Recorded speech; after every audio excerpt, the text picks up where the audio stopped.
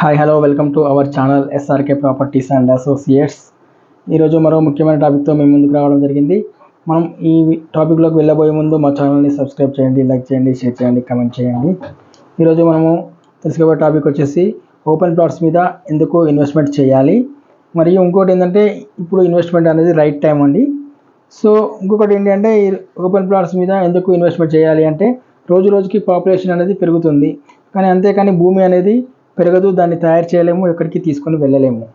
So అందుకనే మనకు ఉన్నంతలో సిటీకి దూరమైన ఒక 100 గజాలు 200 గజాలు అన్ని డెవలప్మెంట్స్ ఉన్న ఏరియాల్లో, అన్ని అప్రూవల్స్తో ఉన్న ఏరియాలలో ఇన్వెస్ట్మెంట్ చేస్తే మనకు రాబోయే రోజులలో మంచి లాభాలు అనేది వస్తాయండి.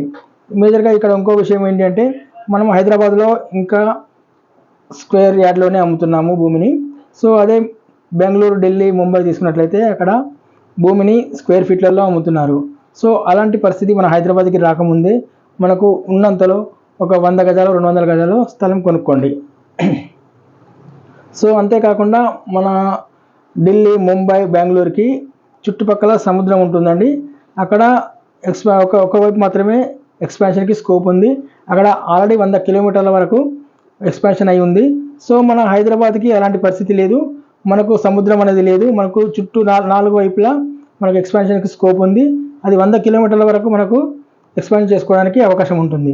సో అంతేకాకుండా ఇప్పుడు మనకు హైదరాబాద్లో రీజనల్ రింగ్ రోడ్ అనేది తెలంగాణ గవర్నమెంట్ అనేది రీజనల్ రింగ్ రోడ్ అనేది తీసుకురావడం జరిగింది.